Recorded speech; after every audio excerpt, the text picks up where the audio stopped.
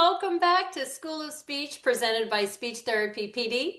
School of Speech is designed for all of us school-based SLPs to come together, to learn boldly, think critically, and really shine the light of all the incredible work that's happening in our schools every single day. I'm your host, Carolyn Dolby, and I am so glad you are here, and so will you. Today's episode is Vocabulary and Translanguaging Strategies for Multilingual Learners. It's not just what to teach, but how to teach in ways that are additive and collaborative. And honestly, this is one of those episodes that's going to make you go, I'm going to rethink how language really works in the schools. So if you've ever found yourself wondering, am I supporting my multilingual students, their full language system? Or are you wondering how to make vocabulary instruction culturally sustaining and academically meaningful? And maybe you're even wondering, how can I make sure what I'm doing in the speech room carries over to the classroom? Well, friends, you are in the right place, let me tell you. I am so excited because I am joined today by Alisha Gandhi, and Alisha brings deep experience from her work as being a bilingual SLP in New York City public schools, early intervention, private practice, where she has provided culturally and linguistic responsive diagnostic and therapeutic services for students with a wide range of communication needs. Currently, she is an associate professor and director of the bilingual extension track of New York University. Alisha, welcome to School of Speech. Hi, it's so good to be here. Oh my gosh, we are so lucky, and I can't wait to dive in, but I have a little bit more to go over. So settle in, everyone. I am a salaried employee of Portland Public Schools in Oregon. I'm a co-founder of A Place to Start Therapy, and I do receive compensation from Speech Therapy PD for hosting School of Speech, my dream job. Alisha, she is a salaried employee of New York University and has no relevant non-financial, and neither do I actually. Do you mind starting us off with why is vocabulary such a critical area or a critical focus for our multilingual learners? Yeah, so hi everyone. It's so nice to be here with you. I am joining you from New York. Yeah, so vocabulary. We all know vocabulary is important. We also know vocabulary is challenging, right? Not just because it's a lot of things to learn, but learning how to learn vocabulary can be really tricky. It can be really tricky for us to teach, and it can be really tricky for our students to learn, students with or without language impairments, right, are going to have difficulty learning vocabulary because it's not easy to learn. You need a lot of repetitions to a word for a word to understand it, and you need it to be salient, right, across different places, different locations, different settings. You want it to be useful to the student. When vocabulary is useful, it gets used, right? So it's really important that we support it also because as our learners get older, and if we have secondary school folks or secondary level folks here, as you know, as the academic rigor increases, so does the vocabulary. And the vocabulary doesn't just mean, these are some new words we're going to read in a book today, right? It's vocabulary for answering word problems, for answering open-ended questions, for instructions, for writing an essay. So this is all part of the vocabulary. So when you talk about vocabulary, we're not just talking about words around a theme, although those are really nice too. It's about enriching the language system of our learners and supporting them so that they can grow with their language system. And I'm assuming also like academic language is huge. Are there any misconceptions about vocabulary development? And then I was going to go into something else. So maybe I'll start with that question, actually. Do we have any misconceptions on how vocabulary develops in our multilingual students? Yeah, there's a few that are out there. Actually, one that, I encountered just this week. So I think one of the biggest myths that I encounter, and a lot of us were taught this myth, is this idea of this silent period where our multilingual learners just stop talking because it's too many languages, right? And that's not any more likely to happen for a multilingual learner than it is for a monolingual learner. Kids are going to be kids. They're going to do Right? what they're going to do for many different reasons and for developing in many different ways. I have a 4.5-year-old. She does things I expect and things that I absolutely do not. So, so some kids are going to maybe be a little bit more introverted when they first go to school, whether or not the language that's being communicated in is confident for them. But our multilingual learners, they have the same capacity to communicate and use language as all of our learners do, right? They just have more of them. They've got a little bit more, but they can still communicate. They can still communicate just as effectively. When we talk about things like, oh, they're delayed because they're learning a new language, they're not delayed, right? They're learning a new language, and every kid develops at their own rate. There's really not that much of a difference between multilingual learners, taking a step back, or some that might need more time to develop language skills, and monolingual learners. We just don't talk about it in monolingual learners. We talk about, oh, they're growing at their own pace, wait and see, or they do have a language impairment. Whereas with multilingual learners, we look at it from a deficit, like, oh, this multilingual learning is impacting their development, when really they're just developing. So I think that is one of the big misconceptions. And the other misconception I come across often is kind of this idea that multilingual learners, you kind of mentioned academic language, which is super Mhm. important. And that's important for all of our learners. So there's this myth that students who are bilingual, who are learning a new language, and in our case, that's typically English for the first time, that they'll be efficient social communicators in like a couple of years, but it takes a long, long time for them to be competent in academic language. And that's just not true. Again, that's kind of that deficit mindset of that social language. First of all, who says that social language isn't academic, right? And it's really just it's more words to learn. They're learning it. I don't know any kid that knows all of the academic language when they first start school, right? They just might hear it more all through time. So yeah, a multilingual learner who's being exposed to the language for the first time, these more difficult, more challenging vocabulary words to learn are going to be more difficult and more challenging because that's how vocabulary works.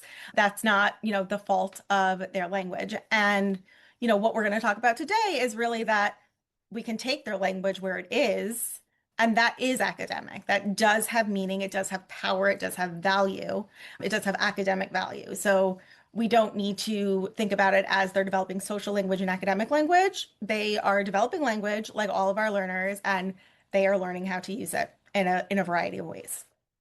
I love this. Language is language. Yeah. Is what you're saying, is what I'm hearing, because I specialize in feeding, and food is food is food. So that word, that concept hits well with me. Language is language is language, which kind of brings me now to, let's talk about what you mean by translanguaging. If we want to look at what is translanguaging and code switching, um, yeah, let's go there. I need some Yeah, help. absolutely. So translanguaging, I think recently has, I'm sure a lot of you in this room have heard it. It's kind of one of those buzzwords that's being thrown around, which it's important, right? Like any sort of vocabulary, like we're going to talk about. The word being used and being useful is important. It helps us all learn what it is. But of course, we want to make sure we're using it correctly and appropriately. So one of the questions I get from fellow SLPs and from my students all the time is, what is the difference between code switching and translanguaging? It just seems like a fancier way of saying code switching, which we already did. And to some degree, that may be true, but code switching really emphasizes the boundaries between the two languages. So there's the English language system and the Arabic language system, and then they're going back and forth between the two. Translanguaging sees it all as, like you said, language is language. It's all one system. And we are asking our speakers to use that whole system, that whole spectrum of language that they have as a whole. And we're allowing it and valuing it in all places without even really without even making it, a huge deal that, oh, they went from this language to that language. they're communicating in their language. So that's kind of the idea behind translanguaging, is honoring those many forms of communication. And I'm sure folks, I'm also, one of my other interests is AAC. I'm in the AAC world. I'm sure a lot of my folks here who work with AAC users, you're saying the same thing. It's just we're talking about it with multiple modalities, right? That we want our communicators to communicate however they're able to, right? We want them to get the message across. And the same thing with our multilingual learners. We're honoring communication. So am I hearing what I'm hearing and is that translanguaging is really not insisting on one language when we're asking students to communicate with us. Is that what I'm hearing? Okay. Yeah. I kind of dumbed it down maybe a little bit. No, I mean, I think that's that's what it is. I think it's actually, it's funny because it's a fancy word, but I feel like it is common sense almost to some degree. Like in terms of making it simple, like it should be a simple concept. We're letting communicators communicate. And I like the way that you connected AAC to this, that multi-modality, being able to use all communication forms, and using any of your language and honoring. I love that when you say honoring that, because then they're not wrong ever. That's really student. It's really looking at okay, wow. I think I just got a good transition for us because that's looking at the student's full linguistic repertoire. Mm-hmm. And rather than using it as an asset rather than as a barrier. So if we are going to start looking at their full linguistic repertoire as an asset and additive, how is that going to change how we approach maybe instruction entirely? That's a big, I think I just asked a big question. Yeah. So, go ahead. I was going to say, I mean, I can make it a smaller question, or you could just choose what you want to start with on that one. Maybe I'll start and then you can give me the follow-up. So there is kind of an additional kind of layer to translanguaging that is that scholars are researching, called pedagogical translanguaging, which is really just pedagogy is teaching. So it's teaching using translanguaging, right? It's the process of teaching. So it's a little bit different than what we talk about with spontaneous translanguaging, because the pedagogical translanguaging is how we plan lessons to incorporate translanguaging and how to value translanguaging within those spaces. So we're really activating our multilingual learners' knowledge that they already have, and then scaffolding new language on top of it, which is, again, what we were doing anyway, right? We're just doing it with a full linguistic repertoire in mind. And the idea there is that it's learner-centered. We're looking at the student, we're looking at what they're already doing across languages, across communication systems, and we are taking that and then saying, okay, this is the word they need, this is the language they need that they don't have, here's how we build from what they do. And it's the same. A lot of these strategies are the things we're already doing. And I think that's, one thing I want to drive home is I know how hard everyone is working and doing, and I don't want to give you extra work to do. And this shouldn't be extra work. I know that working in a school as an SLP is exhausting. You already have enough to worry about. So the goal here is that these are things that really you're already doing. You're just being more intentional about them. And you're doing them in a way that honors multilingual learners in a way that, isn't traditional in a Eurocentric, English-centric education system.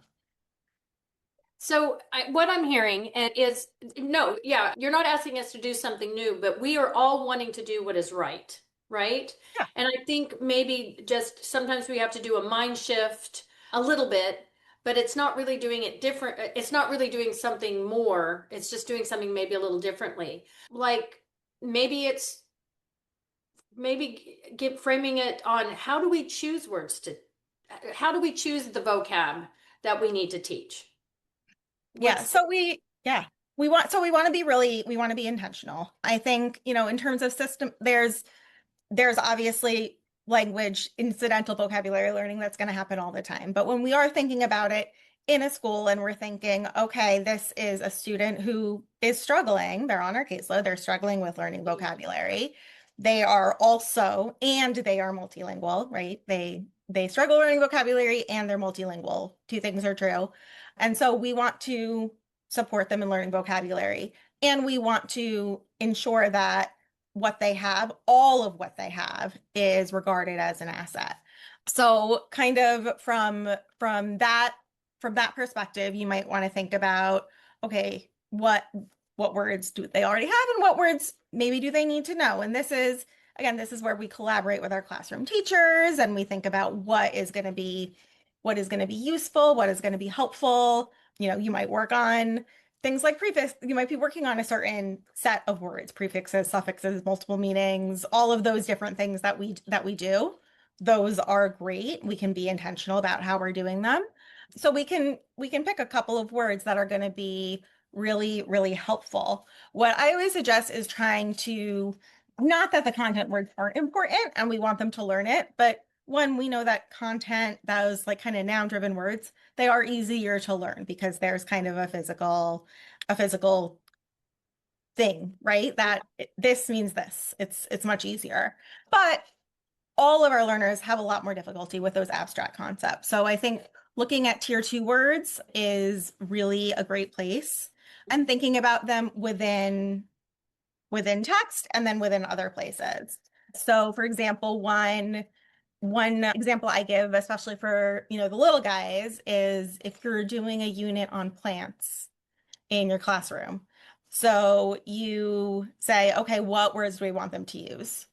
Okay, stem, petal, pollen. Yes, we want them to learn those words. That's part of the unit. Great, but those are more concrete. Now, if we think about a word like sprout, right? It's much more abstract. It's very tied to it, but it's also comes from other things. So now you're talking about the plants sprouting, that hair sprouts, a fountain sprouts, the sprinklers, I don't even know what the word is, spout, sprinkler sprout.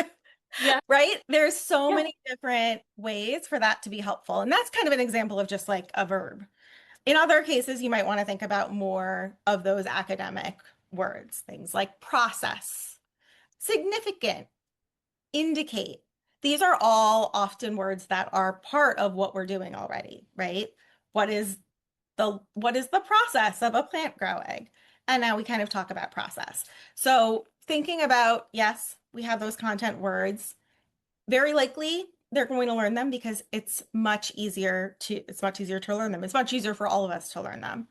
These more abstract concepts, we want to show them how they can use it in a variety of places. It makes it easier, it makes it more understandable. And then the key there with our multilingual learners is that those words, they exist in all languages, and we want to leverage that repertoire. So we want to maybe think about how are they talking about plants in all of their languages, and then how can we support that?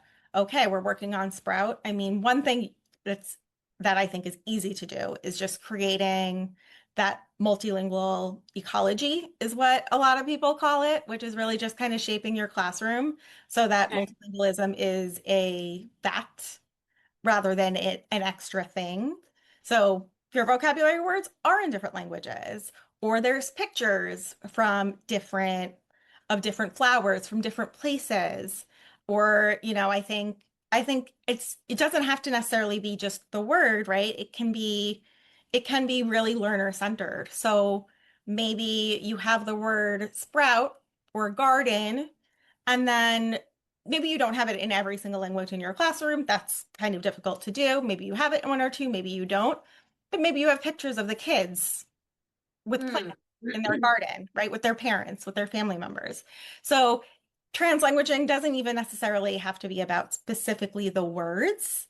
It's about creating an atmosphere of communicative success that is built on the strengths and the community that is already embedded in our learners' lives. Yeah, I think, being a monolingual SLP, I I think we're all those I'm speaking, others would really like to know how we can make sure that we are honoring, because I don't speak another language, but definitely love to learn from the littles and from when they are using a word and honoring that and having them tell us what that is. That just kind of builds that foundation that they're teaching us something. Is kind of Yeah. what I'm doing too. I love. Don't your kids love telling you when you're wrong? Like they Absolutely. Absolutely. And I also love the fact that you're asking about, you're really saying, and if we are pulling the student, they are getting, we do want to be doing those, like you said, tier two words. And we actually got a question. I don't want to you know what? I'm going to stop. I'm going to ask the question. Nicole, thank you for your question. If a goal has tier two vocabulary or grade level vocabulary, I see that one too. Where do you find or choose word targets? Oh, do you have a specific site you recommend or a list that you feel is accurate? Yeah, that's a hard one, right? Yeah, I don't know if I have a specific site. I mean, there are all of the sites that I feel like all of us use, like Teachers by Teachers and the reading worksheet site. We use them, I use them, we all do, right? And so I think, I think those can be a really good starting point, but I would really look at what are really thinking about the words that are being used commonly in the child's classroom or that they're already maybe using in other ways. So if they are, I'm trying to think of a good example. It's hard to do it off the top of your head, I know, but sorry. it's so hard. But a word like, I used the word process before, right? So say it's the word process. That is a word that maybe they're reading about in a book. Maybe it's a textbook. Maybe it's a fiction book. It could be in either place. But there's like lots of processes. There's processes all over their life. There's a process of playing basketball. All of these things have a process, right? In Spanish, that we proceso, but a lot of people talk about cognates as a really good leverage, and I do think they can be helpful when it's a language that does have cognates with English. But I also am a little bit hesitant, and I want people to kind of not think about that. A lot of people think of that as like the first entry point of supporting multilingual learners is teaching them cognates, but not every language has cognates with English. And like you said, right? You're a monolingual speech therapist. I Mhm. speak the language that I speak. I do not share a language background with every single one of my learners. None Right, of us yeah. do. It's impossible, right? So we're all working with multilingual learners who speak other languages. So, it's less about, I think it's less about speaking the language and more about being curious, leading with curiosity, knowing that the language is there. And then, you know what? Like we're speech language pathologists. It's our job. That's our job, right? Yeah. We have to figure out how our child is communicating and how we can help them communicate better. So that's kind of what you want to think about. And then in terms of kind of those tier two words, I always like start with functional. Start with something that's functional that they're going to use, that they're going to be able to use a lot throughout the day. I do think it's great to collaborate with, this is a great place to collaborate with teachers. What are the words that are coming up? What are some of the words they're using? Even just ask for a copy of, you know, a test or a worksheet or something like that. You can go through it and you can be like, okay, these are some words that I think my students are going to need a little bit of extra support with. And that's a good place to start as well. I think when we're working, like when we're in like the primary or the earlier years, when we are teaching on themes, I think, excuse me, we often, that's kind of like an easy one that we can be like, okay, we know what the theme's going to be with this classroom. Mhm. I think as we get into the upper grades, when it's less themes, that I think that when we're looking at vocabulary, really looking at beyond just, well, looking at what the novel they're going to be reading in their English class. I always love looking for like what are they going to be talking about in science? That's always so Yeah. interesting. And even math, right? There's so much Mhm. vocabulary in math to think about. So I think looking at, depending on what your grade level is looking across the board of what, and maybe looking at maybe what am I trying to say? Like, where are they having trouble the most in? right? So if they're struggling more, if their language is causing, maybe some issues, maybe in math, choose some of those math terms. Like I like the way you said, make it student centered. Like what does the student need? I love that. Right? And I think when we're also how can we so we want to be teaching the right words. Is there a way we can also support our teachers with vocabulary and being able to let's rope them in. Yeah, absolutely. So that's something we of course want to do when we're in a school. So we're really thinking about not just how we're always thinking about that, right? How we can support our students in our little speech bubble, whatever it looks like, an office, a corner, a coat closet, whatever it Right, is, I back to the know. classroom, whatever Uh, you have, right? Preach. Yeah. We want we want Yeah. we want to teach them there and then we want them to bring it outside. And I think vocabulary it's something that teachers are very familiar with as well, which I think is nice. It's not one of those language concepts where we need to explain a lot. Like they know what vocabulary is as well. So it's really kind of looking at, I think, when you can develop word lists together, that's always great.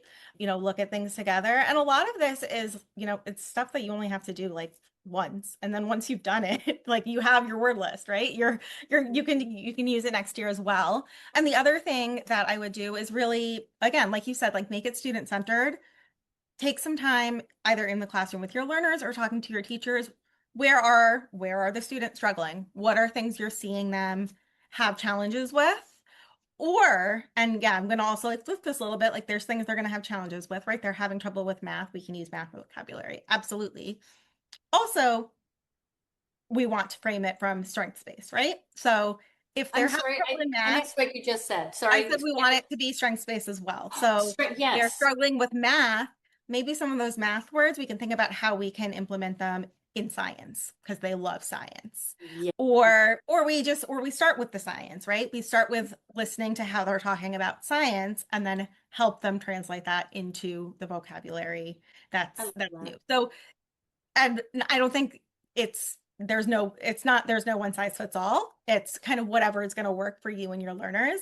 But you, like we all do, right? We're kind of trying to find the best entry point, the best place to Mhm. support our learners.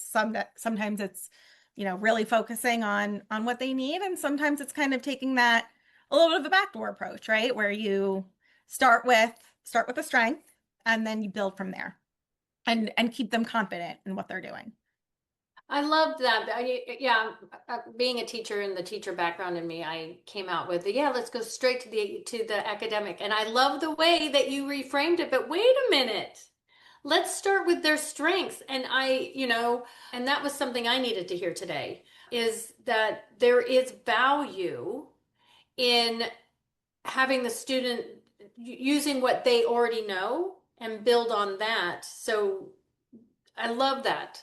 So thank you for adding that to me. Adding that to I don't even know what I was saying.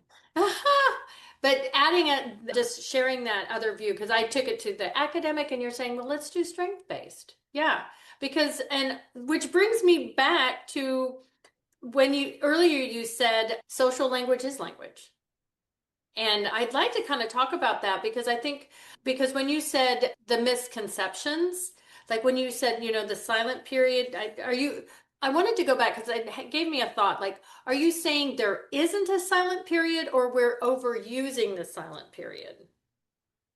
A little bit of both. I mean, Okay. I Yeah. think I think it's less we reserve this silent period for a term that we use when we don't think. I think it's used a lot to for better or for worse, right? To deny services often more than the other way Oh, around, okay. Okay. as they're not speaking because they're learning multiple languages. So I think from that kind of perspective, right, we want to look at it as, language multilingualism does not cause language delays. We know it doesn't. There's tons and tons of research that tells us that. Yeah. That includes a silent period. So I think there's that. I think there's also the idea that because we reserve it as a bad thing Okay. that's happening to a child who speaks multiple languages, whereas any child might in a situation where they're feeling overwhelmed and learning new things, they might step back a little bit. They might get more introverted. They might not say as much in a Sure. situation. And I would probably say that our monolingual learners or English speakers in the US who are coming into the classroom speaking the language of the classroom are probably experiencing silent periods as well. We're not paying attention to them, or we're not talking about them. We're saying they're learning They're at their own just pace. shy. They're just shy. They're They're learning at just their own shy. pace. Maybe they do have a language impairment, right? There's Mhm. we frame it in a different way, that this is just like part of their growth and development, as opposed to like multilingualism just put a pause on Mhm. language. And that's not what's happening. Okay, so I thank you for clearing that up. So I just to restate it is that we should not be saying we should not be going forward with an eval or going forward with supports by saying, oh, they're just having a silent period, because it could be more than that, and we would be doing them a disservice if under identifying. Of course, we don't want to over identify. I mean, it's Right. such a balance, right? Which brings me back to then, so thank you for the silent period, which brings me back to when I was thinking about the social language is, how are kids communicating? Because kids don't always need language to communicate, to play, Yeah. right? Kids are notorious for not using language, for just playing, which I mean, I think for that in itself, that's like one thing to kind of look at and think about. Like, how are they so one of a lot of people use, or not a lot of people, but it's becoming more common. And one of my mentors, who I believe has spoken with you, Dr. Maria Rosa Brea, in the past. Yeah, she's a bestie. Yeah, so she uses language as a verb, I love that languaging, and languaging. other people do that as well. And so I also want you to think about the fact that play, maybe it's not oral language, maybe it's not written language, they're still languaging, right? There's still Mhm. language that is embedded in their communication and their interactions with each other. And that actually is where, to go back to pedagogical translanguaging, you can kind of start. So there is this idea, and I would definitely recommend looking it up. There's like a really nice article that kind of sets it out. The Translanguaging Pedagogies Continuum. So this idea of how we are implementing translanguaging, right? We're doing it in different ways. And the start is listening. So the way they talk about it is they talk about it as a corriente. Corriente is current in Spanish. So they talk about how language is flowing, right? Flowing and moving. And so how are we responding to this corriente, to this current, to help our multilingual learners? And we start by listening. We start by seeing what cultural linguistic knowledge they're bringing to their play, to their stories, to their conversations with their peers, where we know that they're already doing it.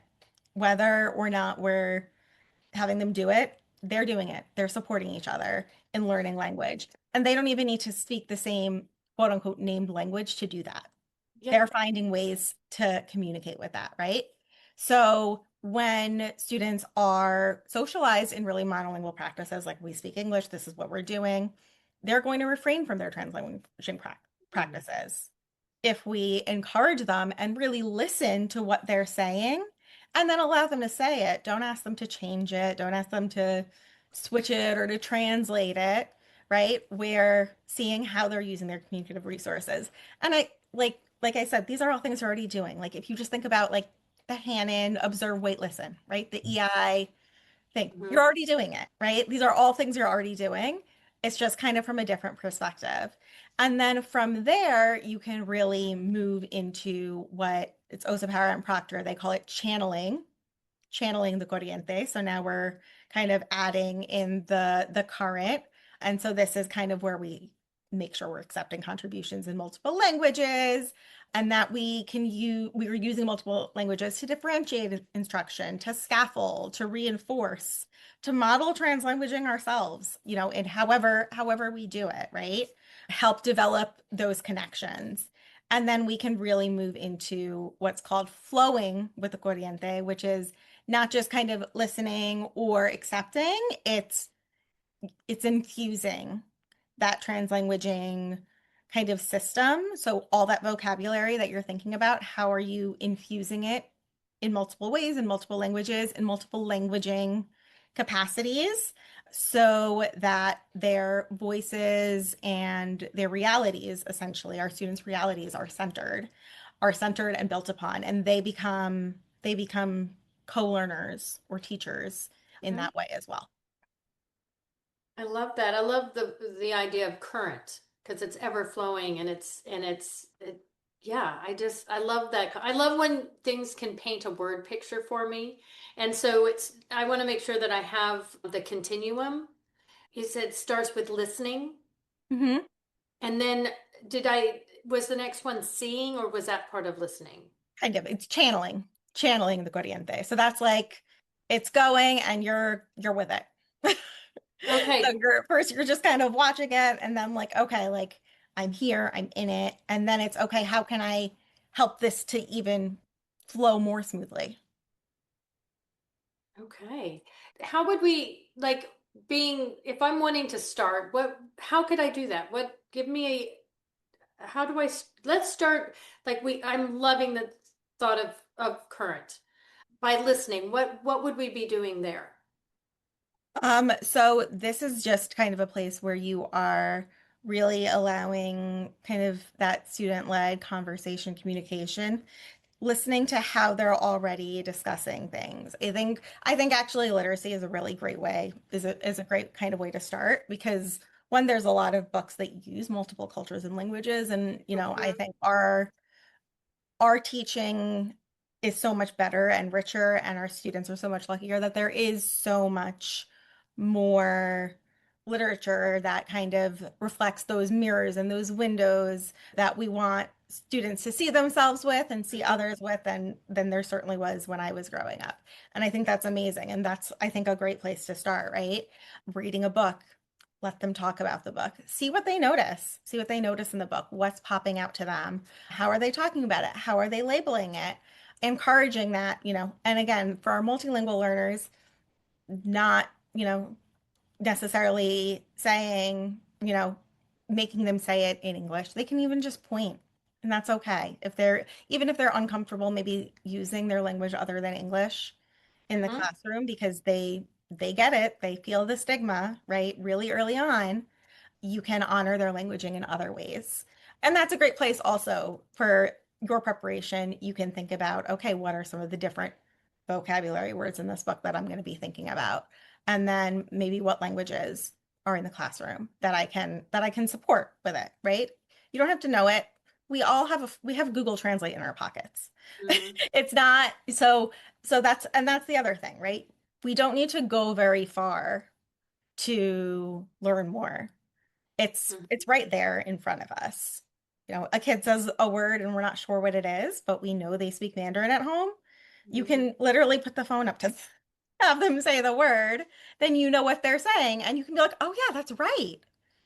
So I'm You don't need having to a say little it bit of an back. aha because you're saying the listening is this continuum is for us. Yeah, it's what we're doing. The continuum is what we're Hello, doing. light bulb just came on.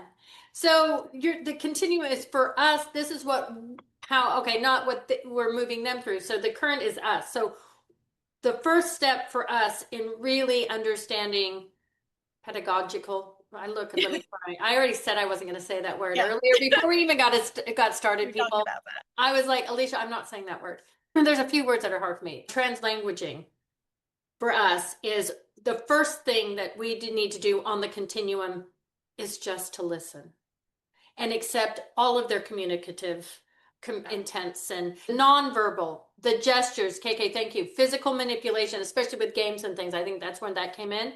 But that is absolutely true. Like, how else are they communicating and honoring that? And then when they're using a word and being comfortable in using any of word that they want to use. And then of course I like the idea of like, let's do that translation and see what word they used.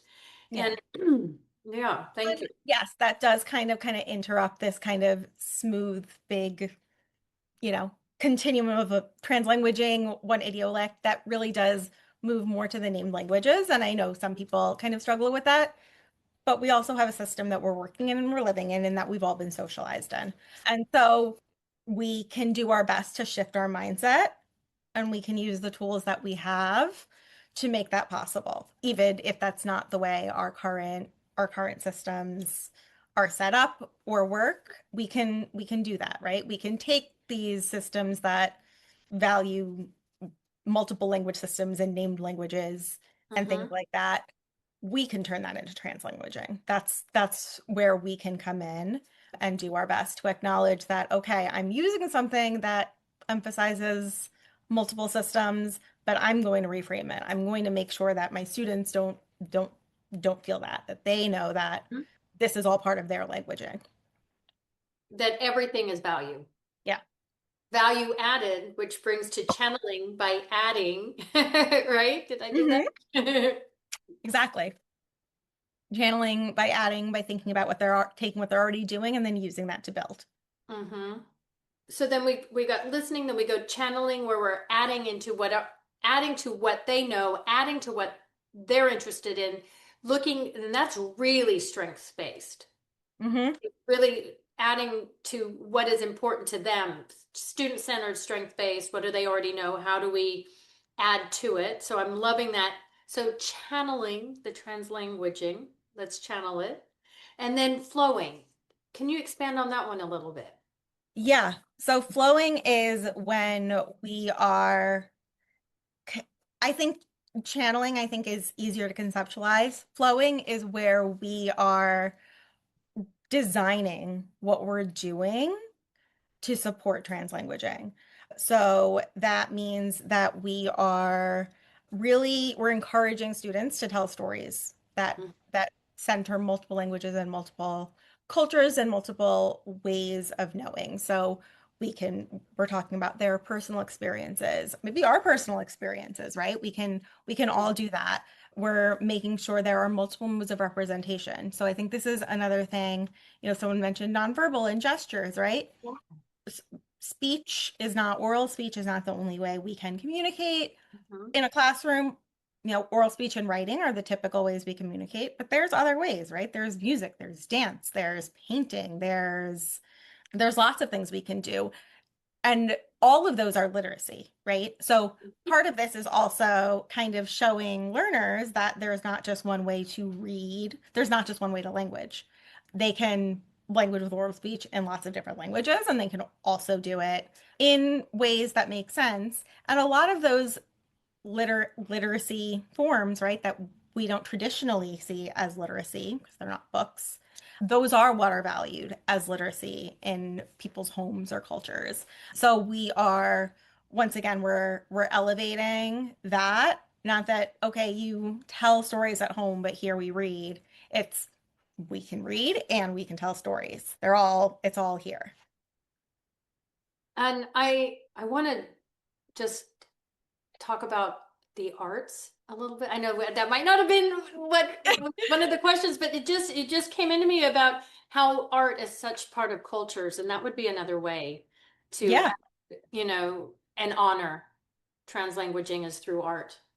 Yeah, absolutely. I think having art that represents different cultures, that represents different places is really important. Having students bring in art, create art, whatever that looks like. I think always Music, uh, art, music. music are always, we love using them because they're such great ways of supporting learning and supporting vocabulary development and then supporting strengths because there's so many different ways that we can language and so many ways we can honor language. And those also bring artifacts into the room when we're talking about kind of flowing. When you have more of these artifacts that represent our students' different ways of knowing and values them, then Mhm. we are, without even, doing anything more, we are there then flowing, right? We are taking what they have and making that centered so that they can communicate, they can language about it in the ways that are powerful to them, and we can acknowledge the power that's in it. I love that. It's almost a sneaky way, right? Like if they come in and they see something that's very familiar to them, I mean, how would you not want to start communicating? Yeah. Like, what? You know, I love that. And I I mean, love, I like also want to like I said, like I want to recognize like these are things that you're already doing in hmm a lot of ways, right? I mean, we have all like do we all know the PJ Masks characters, right? Like we do this already. We do hmm this all the time. And so this is stepping out of, I think, a zone of comfort. Like, yeah, I can watch kids and TV shows. It's forcing us to look a little deeper, look a little harder, look at things that we might not traditionally think of as literacy and part of our kids' lives. But it it allows us to learn more. It allows our students to teach us more. And so it brings that extra element of that work we're already doing. It might be a little harder and it might be a little more uncomfortable, right? It might be more, I think that's one of probably the biggest challenges with all of this is it doesn't always feel comfortable because it's not as easy. You might feel like I don't know this language, I don't know this culture. I like finding art from this culture, like I can't do it or I can't pick a song. well, I And think I think we want to make sure that we are remaining culturally sensitive. mhm, So, I mean, we're talking about being linguistically responsive, absolutely, but also culturally sensitive to make sure that we are truly honoring, yeah. and valuing. Yeah. Yeah. And that's not always it's not always easy and it's not always perfect. And you also have to be okay, I think, from that regard that you might make mistakes. Mhm. And we don't like making mistakes. We're SLPs. We No, don't like making mistakes. no, But we don't. we do. We can acknowledge ways in which we've messed up, Mhm. or whether it's small or big, and we can learn from them. These are again like great ways of honoring language. I mean, so I'll just tell you like an example that always Mhm. sticks out with me from my life, from being from my life. When I was in social studies in school. So I am from a South Asian family. My parents immigrated from India and we grew up, we practiced Islam at home. So we're Muslim. And so in this like sixth grade social studies class, we're learning about all these different words and religions. And we have like the standard textbook that everyone has. And there's a chapter on this and a chapter on that. And in the chapter of Islam, it talked about the five pillars of Islam. And I don't even remember exactly what it said.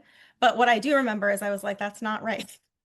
That's incorrect. Oh, Right. I think wow. like four of them were correct. And like one of them was like, I was like, no, that's not it. That's not what the fifth one is. It's the other. And that really being shut down, right? As well, this is what the book says. And I was like, that's not, it's not it. It's not Oh. right. And so this is, I think, where we want to think of, okay, we might bring something in that, and then our students are like, that doesn't have, like, I've never seen that. I don't want to look at that. That has nothing to do with me. Then, okay, fine. Let's find find something else. Help me to find something else. It's really not that hard to repair those harms if hmm you if you are authentic in doing it. Right. If the response was rather, if the response, rather than the response you got of, well, that's what it says in the book, what a teachable moment to say, oh my goodness, tell me what the fifth one is. Yeah. How easy is that? Right? And possibly helping you with maybe scaffolding on some of the language that you might need to help tell that. But that's powerful. I wish that had happened for you. Sorry. I do too. Yeah. But it's a story and it's an experience. And so again, something to learn from and think about. And I think kind of to bring it back to the vocabulary and the translanguaging, I and kind of that idea of we want to intentionally do things, but we may not always be correct, right? We talk about a lot about how, we can do research and we can look at different things. We can do our work and we can do our research and we can, again, leading with curiosity, we can do what we can. And then we can be wrong. We can acknowledge hmm being wrong. When we acknowledge, our own language systems and its strengths and limitations, that also helps our students do the same. So we can bring that, we can build that, we can think about words that have meaning or words that don't. and allow our learners to be part of building that process for us within the classroom. I love that lean with curiosity. Or is that, I love just Lead with lean. curiosity or lean. That would work too, I think. I know. I don't know where I was like, I want to lean in with some curiosity. That's what I think That where works too. that's where I went. I was like, I do want to lean in with some curiosity. And I think that's, yeah, it, and because we want our students to be curious. And so I think it is okay, let's all be curious and learn something new. Anyway, I think I did better now. I think I've got the better link. Here we go. There we go. Sorry, y'all. Sorry. And then I got you off, Alicia, and then I got Fine. off. Okay, let's get back on track. Oh, you're welcome, everyone. And thank you, KK, because you're helping. Thank you so much. All right. I know that we're getting towards the end. Again, like I said, Alicia, I'm always so shocked when we get to the end. I'm like, I'm not quite ready. I'm not quite ready. I want to make sure that we did indeed get through everything that you wanted to share with us. I think. Yeah. I mean, I appreciate if there's any additional questions, I'd be happy to answer Yeah, them. Thank you for being part of this community of learners with us. I Thank know. you, everyone here, for being in community with us. It is, I mean, it's an honor to be able to share this space with you all. I love this, and I love the group. I love the listeners that come because everyone's willing. We are a hive. We are all sharing together. And let me just do this. But before you go, I'm just thinking leading with curiosity. I'm going to lean with curiosity, but we're all going to lead with You need to curiosity. lean in, whatever it is. Right. And I just want that our listeners to know we're not asking you to do one more thing, just that shift in mindset on really honoring translanguaging. Yeah. Yeah. Yeah. What is something that we can do that you would want us to think about? Okay, tomorrow, what would you like us to start thinking and doing? Yeah, that's a great question. So tomorrow, I would say start with listening. Start with that listening piece. Listen to what your students are talking about. Listen to the ways they're talking about them. If you do have multilingual learners, think about how you can create an environment that affirms them without them having to kind of ask for it, right?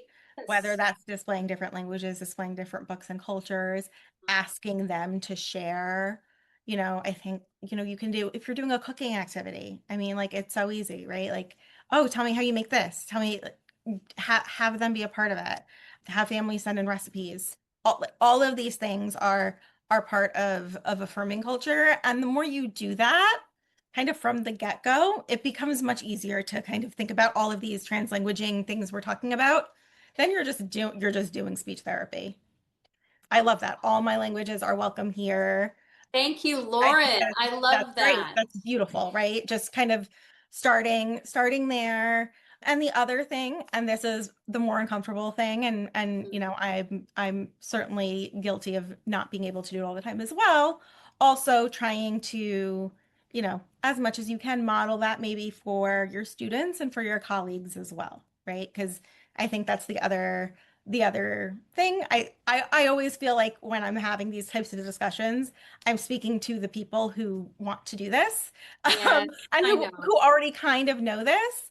And it's kind of the people who aren't here that really need to kind of make these reframes. And we can't, we're not all going to change the world in a day, but maybe modeling it in any way you can it can be really powerful. What I see is when we are modeling how we are honoring the language and incorporating their language, and I think that's what's powerful for those that might be, digging in their heels on, you know, I and so I think modeling, but I love that. So we are going to tomorrow, Lauren, we're going to do what you're doing. I think Lauren's suggestion of making a sign on Great. her wall that says all all my languages are welcome here, or all languages are welcome here, right there. Like just seeing that. Talk about a sense of community and a sense of belonging. That's beautiful. And KK saying thank you for the specific activities. Yeah, absolutely. And the rationale behind it. That's what really helps us. And Alicia, thank you. Really, Thank you for sharing your knowledge and your expertise today. Teaching vocabulary isn't just about words. I think we learned that today. It's really about honoring whole language systems. I think that's my walk away today is really, well, first I'm going to listen, lean, and lead with curiosity. Sorry, I'm never going to laugh at myself. But I think everybody here, I think they're leaving with some wonderful knowledge, and thank you. Thanks everyone for being here. Thanks everyone for everything that you do every single day. I know this is hard. Our jobs are so hard, but I think this really we deserve having these really thoughtful conversations like we had today. And so I really thank you, Alisha, for coming and sharing this time with us. I thank everybody that was here and open. Yeah, and thank you for sharing your personal experiences. I think that's really powerful. We see the tie-in for you, and we can bring some tie-ins for ourselves. So everyone, I want to thank you. If you love this episode as much as I did, I love all our episodes, subscribe, leave a review, share with your fellow SLPs that this is a wonderful podcast that we really share everything. We have great, sometimes nerdy conversations and some really powerful like this one. I feel like this is a really personal, and I feel honored that you were here to share that with us. All right, guys. Bye. Thanks. Bye, guys.